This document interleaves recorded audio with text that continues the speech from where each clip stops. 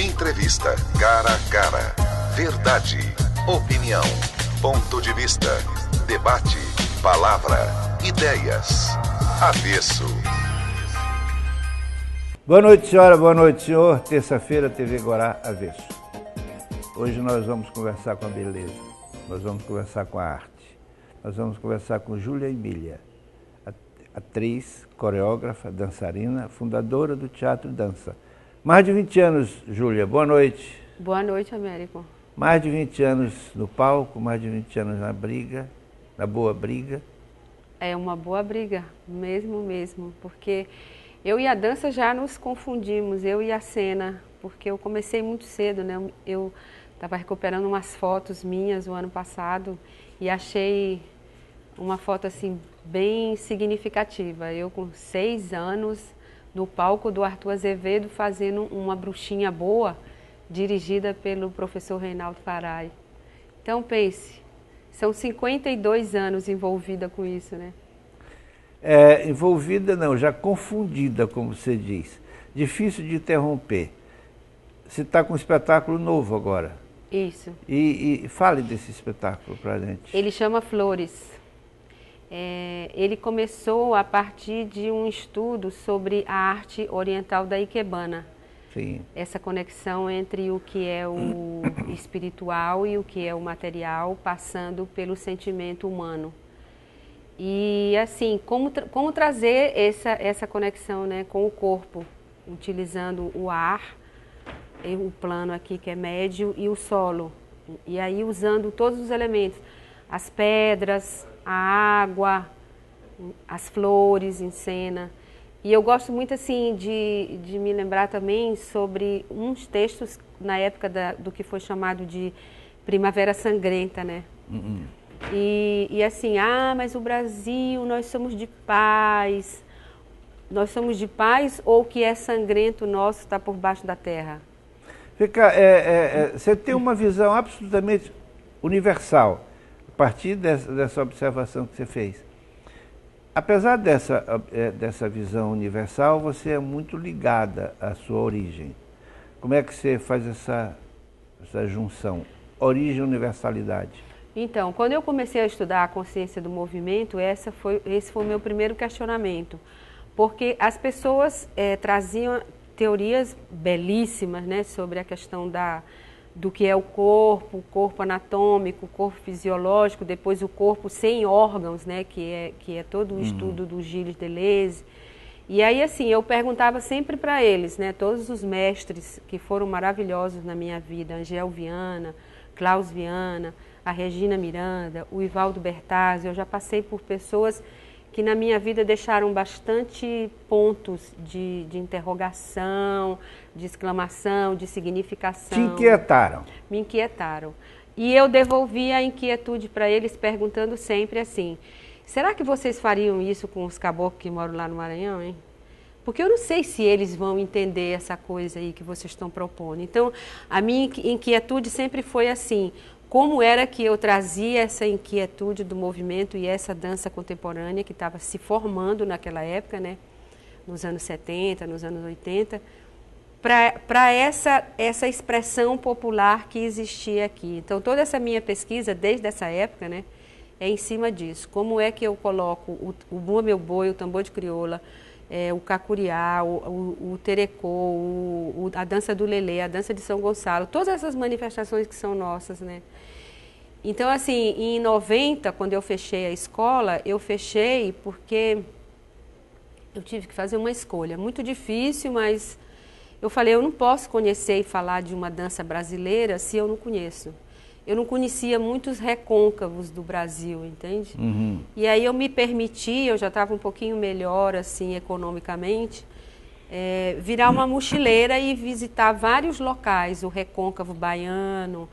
Foi conhecer o país. Exatamente. O Vale do São Francisco, aquela parte lá de Minas, que agora me foge lá o nome. Depois fui para ali aquela parte que foi... Ali o sul de Minas, norte de São Paulo, que é muito rico aquilo ali. É isso, As congadas, os carapós, aquelas coisas todas. Conheci os Arturos, Sim. Entendeu? Que é um grupo que faz uma pesquisa da cultura negra, brasileira e tal. E aí fui também os açorianos, que era bastante... Eu desconhecia muita coisa, que é aquela região ali de Santa Catarina. E fui para os Pampas, lá gaúcho, saber sobre a chula. E foi muito legal, porque eu fui num esquema muito assim, olha, eu sou fulana, sou do Maranhão, estou fazendo uma pesquisa. E sabe que as pessoas recebem? Com o coração aberto, assim, pelo menos naquela época. Olha, entra aqui, vamos embora, você fica aqui com a gente. E eu não tinha muitas expectativas, a não ser um monte de caderno, né? Que eu ia levando e ia anotando. Eu não tinha vídeo, eu não tinha gravador, nada dessas coisas. Então eu fui pesquisando.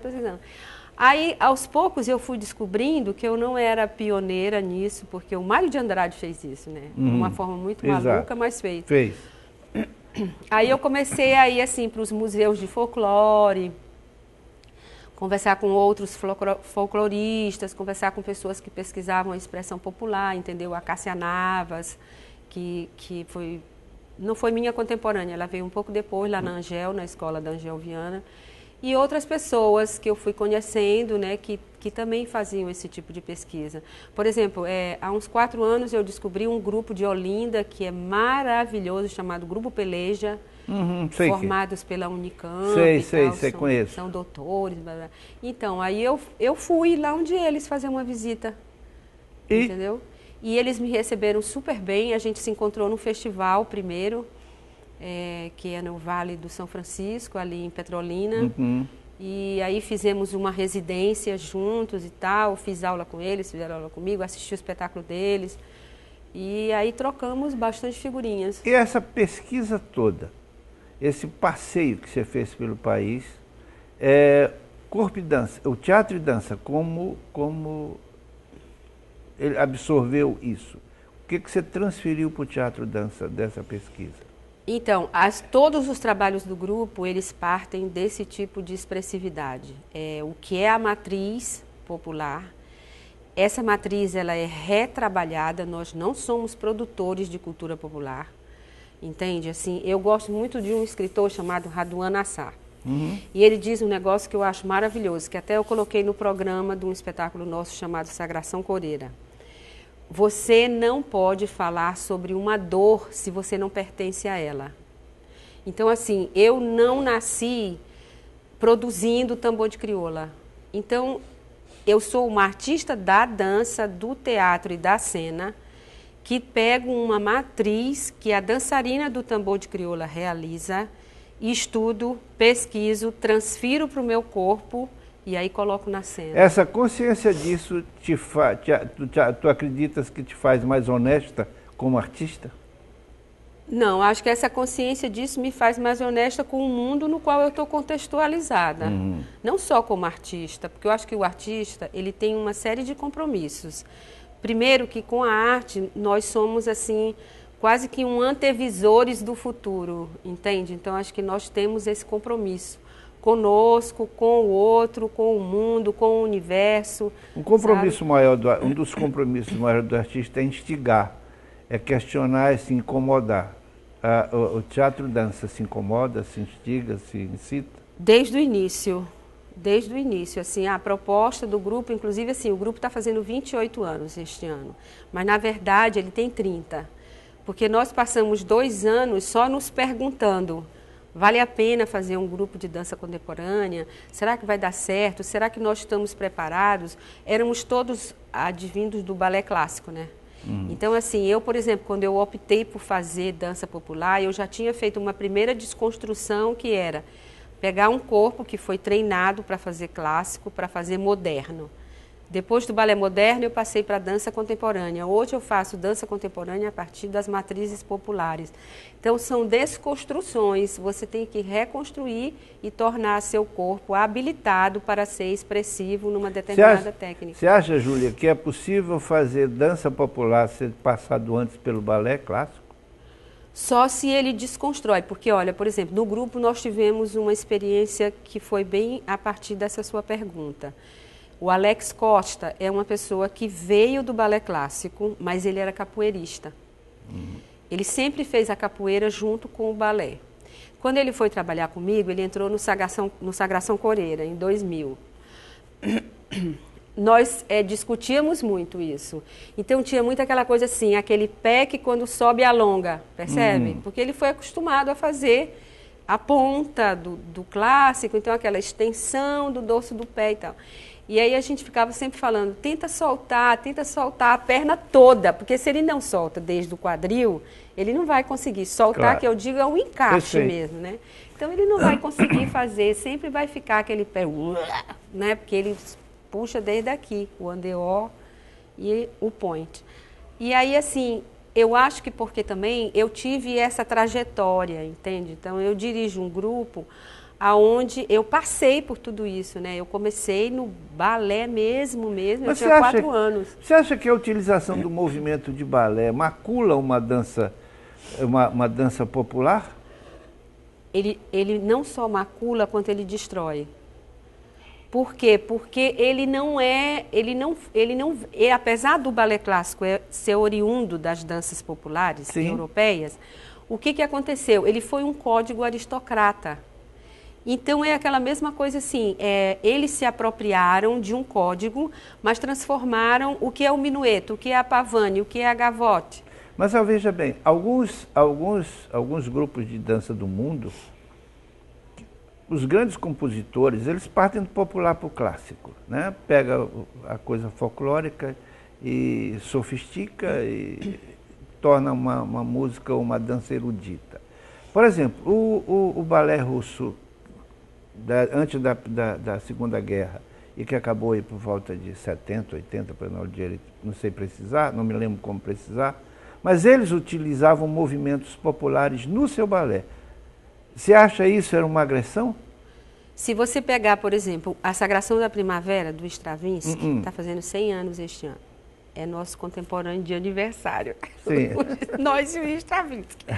Então, o que acontece? O que é a Sagração da Primavera? É um rito tribal. Exato. Entende? Mas se você encarar as culturas eruditas e populares, não como uma advinda, uma que pega a outra... Acho não, que não tem cultura maior ou menor, tem são cultura. São complementares, isso. Entende? Então, assim, elas são complementares. Agora, você tem que ver que quando você coloca uma coisa na cena, ela compõe signos.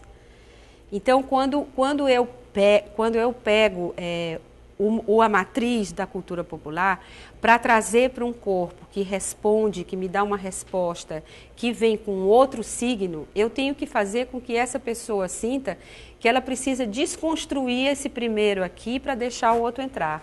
Senão ela vai ficar sempre em choque, vai ficar um batendo. Júlia, o dançarino popular, ele não tem a preocupação de ser visto, ele tem a preocupação de dançar, de se divertir. O artista tem a preocupação de ser visto. Isso não choca? Você responde no próximo bloco.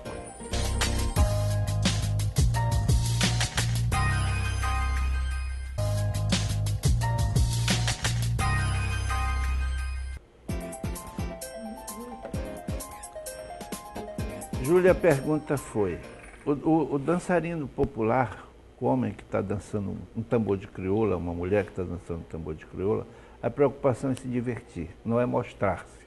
É exatamente o oposto do objetivo do artista. Como é que resolve isso? Olha, eu vejo duas vertentes aí. Assim, a primeira é a questão do artista, por exemplo, como nós que somos produtores de cena, de dança, de teatro, né? Quer dizer, o trabalho do grupo envolve sempre tudo isso e mais a literatura e a sonoridade. A gente sempre tem música ou ao vivo, ou música que se pesquisa, que se compõe, entendeu? É tudo interligado. Sim. Essa questão da literatura, do drama, do corpo e da sonoridade. Então, assim, para nós, esse é o corpo que se desconstrói. Você tem que ter um corpo disponível para poder... Isso exige bastante disciplina, autodeterminação, sacrifício. Horas de exercício. Eu nem sei se é sacrifício, porque, por exemplo, assim, as pessoas perguntam, mas eu encontro muita gente na rua que diz assim, você ainda dança? Como se o fato de você atingir uma idade depois dos 50 lhe fosse vedado o ato de dançar. Márika dançou até 62. E o Butô, e o Kazuo Ono, e até dançaram 95, né? Então, a Martha Graham, até morrer. Então, assim, eu tenho a pretensão nítida mesmo de dançar até morrer. Até porque se eu acho que eu parar, vai acontecer o oposto, entende? Assim, eu morrerei da mesma hora. Então, o que acontece? Esse é o primeiro ponto, você tem que ter esse corpo disponível, no caso do artista da dança, né? Para que ele se desconstrua, porque eu tenho que pegar, mesmo que, por exemplo, o artista do tambor de crioula, se você pegar, por exemplo, o tambor de crioula, vamos pegar só a questão da pirueta do tambor de crioula. É a mesma pirueta que você vai encontrar no clássico quando ela é para fora. Quando ela é para fora, ela é o andeor, entende? Então, assim, as similitudes entre as duas coisas são nítidas, só que você tem que ver quando é que esse corpo se torna expressivo pela construção de um corpo que parte de uma matriz popular. E o artista então, não apresenta. É diferenciado. Deixa eu só te interromper. O artista não apresenta, ele representa. Na verdade, quando você vai fazer um tambor de crioula, isso aí eu volto ao começo dessa entrevista, o artista ele vai representar aquele que na verdade fez. E o coreiro ele faz. Esse é o grande complicador. Esse é o grande complicador. Como eu falei no começo, o tambor de crioula é uma brincadeira. Você não produz assim como o tambor de mina é um ritual, percebe? Eles, na verdade, todos são processos rituais, né? Eles todos obedecem aos ritos, aos mitos, entende? Então, é muito diferenciado de quem coloca isso na cena. Quer dizer, isso foi uma opção de trabalho do grupo, né? Porque, assim, não é que eu desmereça, por exemplo, quem traz o Antônio Nóbrega. Ele pega a matriz popular e coloca na cena. Ele pega a própria matriz popular e coloca na cena.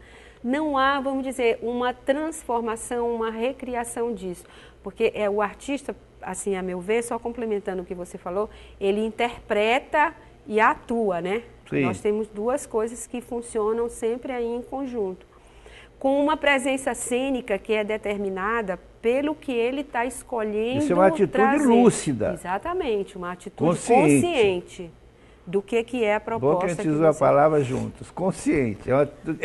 E essa consciência, ela te cria obrigações complementares, suplementares, maiores.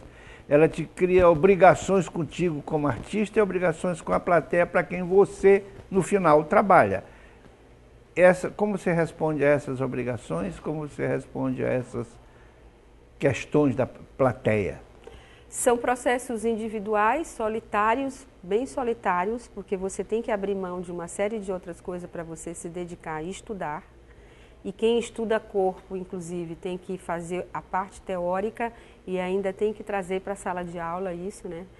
Entende? E são processos coletivos também, porque quando você coreografa, que você coreografa para alguém, você precisa dos corpos de outros, entende? Então, assim, eu tenho tido a aventura e a fortuna de trabalhar isso, inclusive, em vários estados no Brasil, sabe? Eu já fiz essa oficina minha chama Pedra na Água. Porque, assim, eu acho que a matriz popular, quando ela bate, ela reverbera. Ela traz toda a memória afetiva do sujeito, entendeu? Tudo isso ele vai trazer, as histórias que a avó contou, a vez que ele foi no interior e encontrou com não sei quem, a questão do índio, a questão do negro, tudo eles vão trazendo dentro da sala de aula, entende? E assim, eu já dei essa oficina em muitos festivais, mostras, congressos de arte educadores, uma série de coisas. E é legal porque a gente parte sempre, a primeira premissa é o colonizado e o colonizador, porque dentro de nós existem os dois. Você é tanto luz quanto sombra, entende? Então essa é a primeira coisa que eles trabalham, é o colonizado e o colonizador. Vem cá, me diz uma coisa, como convive o colonizado e o colonizador?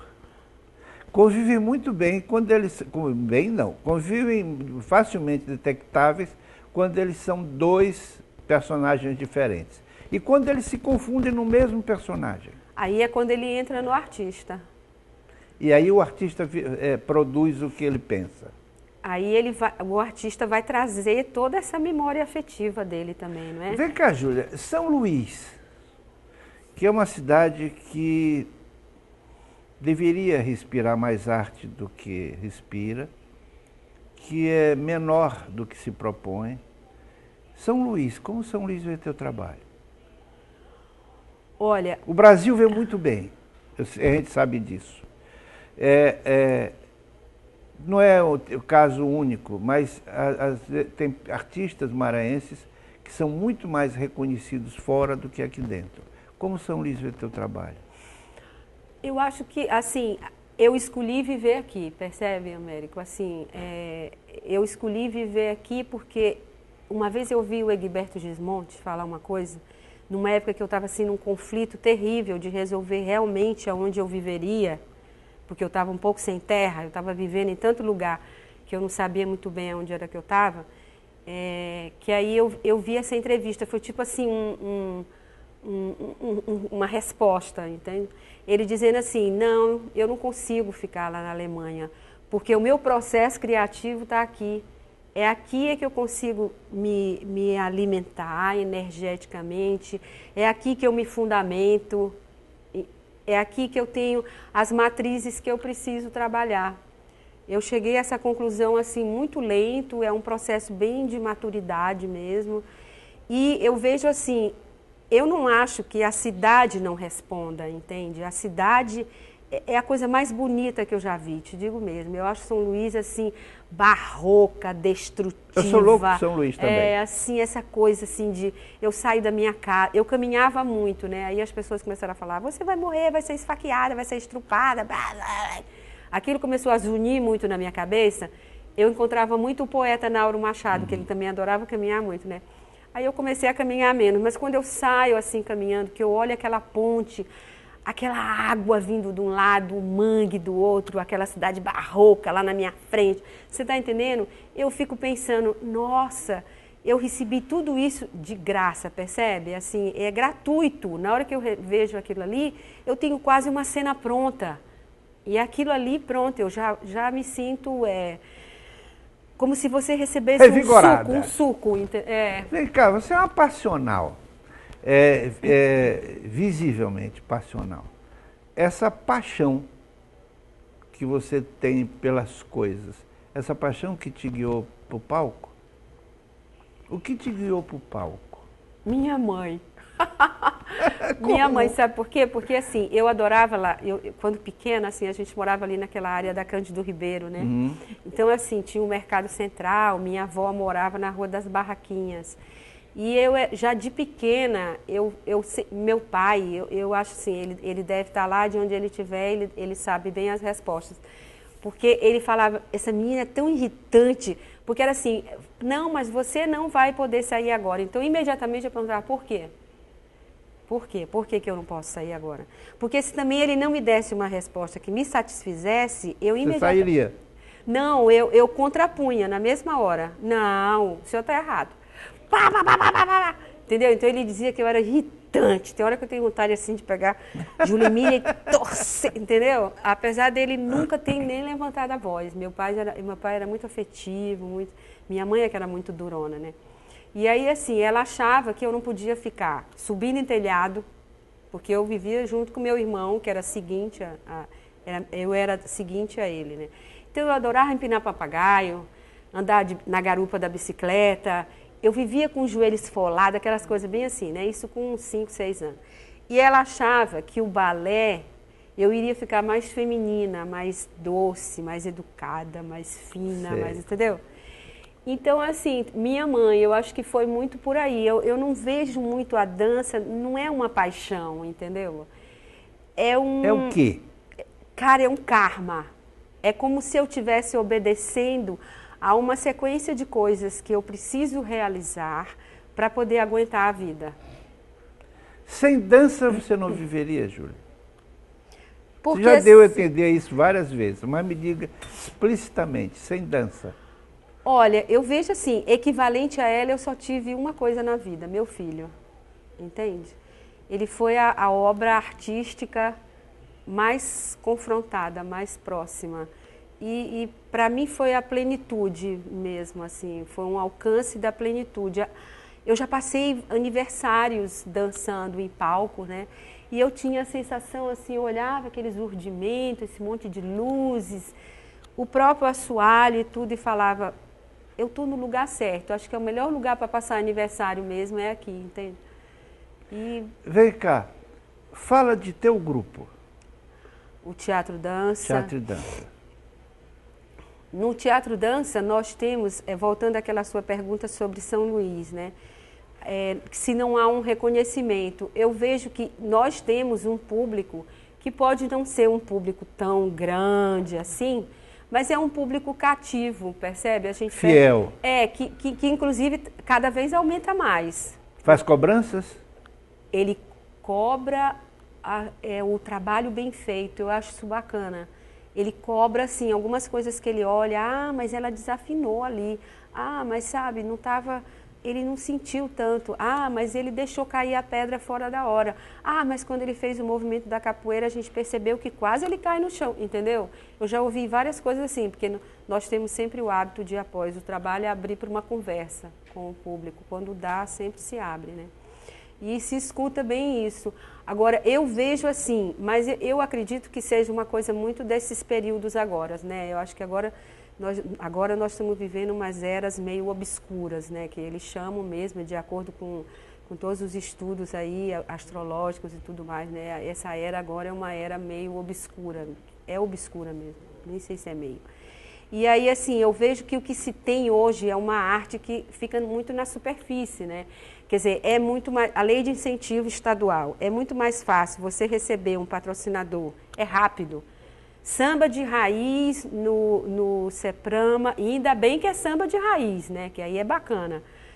No CEPRAMA, gratuito, ou um projeto de formação em dança contemporânea, que nós estamos agora batalhando para trazer uma pessoa que é doutora do Centro de Estudos do Corpo, da PUC de São Paulo, para dar um trabalho de formação aqui, né? Passar 4 dias conosco, trabalhando de manhã, de tarde, de noite, num seminário aberto a todas as pessoas, com inscrições gratuitas e tudo. Então, é complicado você conseguir. Você consegue 300 mil reais aqui para apoiar um evento lá e não consegue 50 mil para trazer essa doutora que quer fazer o seminário conosco aqui, entendeu? Isso é falta de política cultural no estado e município? Você responde no próximo bloco.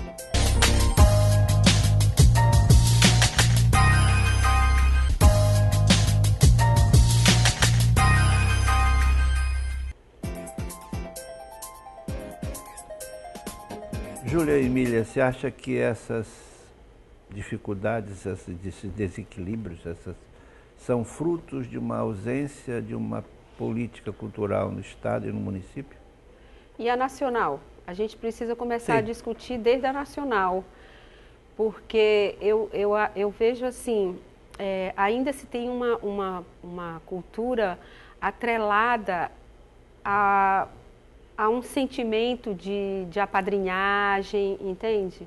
De fulano que é amigo. A meritocracia não vale.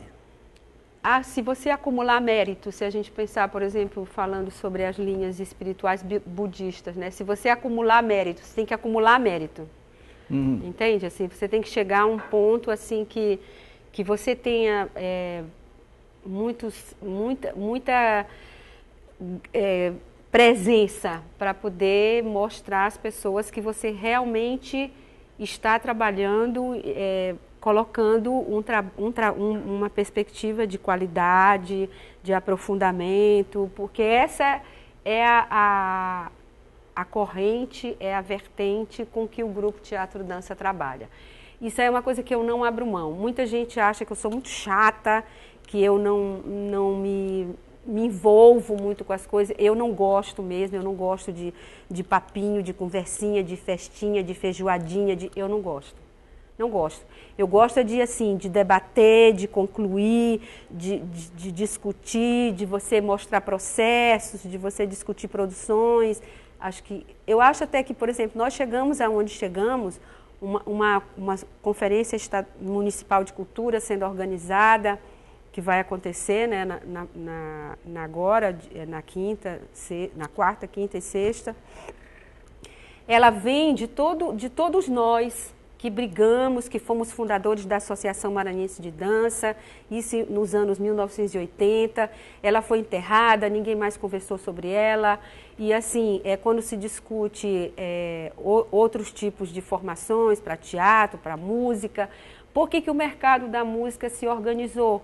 Em função de que houve uma demanda no mercado. Eles têm que tocar, eles tocam todo dia. A Eline, por exemplo, a Eline Cunha, que trabalha conosco, ela é musicista, é instrumentista, canta, e ela também atua como atriz no Teatro Dança, já tem muito tempo, já tem 16 anos que a Eline está junto comigo. E eu vejo assim, ela tem trabalho como músico todos os dias. Agora, no Teatro Dança, o que apresentamos? Uma vez no mês, na Semana de Dança, no Conexão Dança, na Semana de Teatro, às vezes, na Semana da Mostra Sesc, Guajajara, na Feira do Livro, porque assim, nós nos fazemos presentes em tudo isso, eu coloco projeto em tudo. Eu coloco projeto em tudo aí para poder abrir essas brechas e comendo pelas beiradas. Eu digo assim, vamos comendo pelas beiradas, o que der a gente entra. Acha, se não houver essa atitude quase agressiva da companhia, ela não sobrevive? Eu acho que ela não é quase não, ela é agressiva mesmo, a gente tem que enfrentar, é leão mesmo na história. Tem que ser Capricórnio, assim, bater com a cabeça mesmo, porque como é que eu vou fazer as montagens e o pior, a circulação, por exemplo, agora, no aniversário do grupo, né? Amanhã, inclusive, aproveito para lhe convidar e convidar todos os seus telespectadores, né, as pessoas que estão nos assistindo. Nós vamos estar na Casa de Nhozinho. A Casa de Nhozinho faz bem parte da trajetória do grupo. Fizemos a Sagração Coreira lá, 1, 2, fizemos o baile das lavandeiras em várias programações de Natal, porque ele é um alto natalino. Então nós vamos estar lá amanhã, todas as visitas do grupo são às 19 horas, né? Aí que foi que nós bolamos, assim, nos aniversários, geralmente as pessoas nos visitam. Nós estamos fazendo ao contrário, nós vamos visitar ambientes e seres, né, que fizeram parte da nossa trajetória. Então, amanhã nós estaremos na Casa de Nhozinho, no dia 14 na Livraria Poemice, no dia 24 na Escola Ativitar e no dia 30 de agosto na Casa Verde Espaço Holístico. No dia 14 de setembro no Centro Osaka e falta agendar uma visita no Laborarte. Essas visitas são gratuitas, quer dizer, quem chega lá, entra. Não, eles contribuem com uma quantia. Tudo nosso a gente chama de contribuição. Assim, lá na sede nossa, né, que fica no Miritiba, os cursos, você faz uma contribuição a partir de R$50. Quem pode pagar mais, paga mais. Quem não pode pagar, a gente também recebe, entendeu? Porque quem vai diz fazer uma coisa, vocês são profissionais. Isso. Dá para sustentar uma folha, São Luís, ou você tem que sair? Não, você tem que sair e basicamente você tem que ser educador. Você tem que dar aula para poder sobreviver. Você tem que dar aula em escolas, em academias, em cursos livres, entende? Falta plateia em São Luís? Ou ela precisa ter mais uma perspectiva de uma educação e de uma cultura que seja mais aprofundada, mais libertadora, porque eu vejo assim umas coisas que eu, por exemplo, não passaria nem na porta do teatro, serem apresentadas e o Teatro Arthur Azevedo, isso até me dói um pouco, porque lá é um monumento arquitetônico, né, ser utilizado para esse tipo de coisa, entende? E está lotado, né, as pessoas voltam e porque não tem lugar. Seria isso uma falta de esclarecimento, de sensibilidade artística? Ou talvez, não sei, talvez o sujeito, a pessoa esteja se negando a isso, né? Por isso que eu lhe falei, essa era agora é uma era obscura. Eu vi assim um texto do Humberto Eco, mais ou menos, que falava isso, né? Que nós teríamos uma arte nesse período agora, no século XXI. O Maurice Béjart já falava isso, quando ele criou o balé do século XX. Ele dizia, vamos aproveitar porque o que virá será um corpo medíocre. Entende? Veja bem, se a gente olhar as redes de televisão, que são os grandes formadores de opinião atualmente, o nível cultural dos programas do que é visto é de péssima qualidade. A música que se produz no Brasil hoje é infinitamente pior do que qualquer coisa que se tenha feito de ruim. Isso reflete no palco? Sim, porque o que acontece é o seguinte, é da mídia, né? É o que é visto, porque não é que os programas sejam de péssima qualidade. Tem programas muito bons mesmo, de uma produção assim afinadíssima, sabe? E assim, a música também, tem muita gente fazendo música belíssima no Brasil. Mas ninguém vê, ninguém ouve. Então tem agora uma tec, não sei o quê. Tem alguma coisa errada, eu acho, é assim, com o que é proposto, para que a pessoa, para que seja consumidora. E eu vejo muito assim, isso é bem do Paulo Freire, né? A educação é o instrumento para isso. A educação é o instrumento para isso. Tanto que a minha oficina, eu poderia dar uma oficina de dança popular, a partir da matriz da dança popular, onde você começaria, vamos fazer as tranças, os cordões, Mas não, a proposta é o que você, como sujeito, que vive num contexto, o que é essa identidade brasileira, né? O que é esse território brasileiro. Então, você acha, veja bem, Júlia, a nossa educação brasileira, ela está em queda livre. Ela deixa a desejar em todos os níveis. Está aí a confusão na rua, propondo uma melhoria disso. Isso acaba refletindo na cena, acaba refletindo na plateia. Seria começar por aí? Seria começar assim, me permita trocar seu termo confusão por manifestação. Eu acho assim, na hora que essas pessoas... eu estava vendo no... Não, eu sou favorável, também usei confusão porque está confuso mesmo. No iDança.net saiu um texto também bem legal, muito legal, da Helena Katz, que é uma das pessoas que faz parte também do Centro de Estudos do Corpo. Ela falando assim, o que é esse corpo que está na manifestação, né? Quem são essas pessoas? Primeiro que é um corpo jovem. O fato de ser um corpo jovem significa que ele tem até, eu vejo assim, o dever de se manifestar. Porque a juventude, é como a criança, você diz assim, mas ela não... Eu recebia muitas crianças lá na escola, lá na oficina do corpo. Júlia, eu trouxe porque eu não aguento essa menina. Eu estava escutando a mesma fala do meu pai, entende? Eu não aguento essa menina. Ela não para quieta 1 minuto. Ótimo. Pois é, porque a criança é dado esse espaço, ela tem esse local, esse período. Ela tem o dever, não é? De não parar. De não parar, de ser, como o jovem, ele tem esse momento de contestação. Então, se ele não contestar, ele não é jovem. Entende? Assim, eu acho assim... Paulo Freire, você citou ainda agora, ele foi jovem até o fim. Ele contestou sempre, ele se inquietou sempre. Você acha que essa inquietação, essa manifestação, essa confusão, eu uso a palavra confusão, porque está tudo muito confuso, não tem uma liderança, é uma coisa espontânea, é a rede que é a grande líder. Você acha que isso, qual o benefício que isso poderia trazer para a cena, Júlia? Se você pensar, olha, veja bem, vamos pensar a dança contemporânea.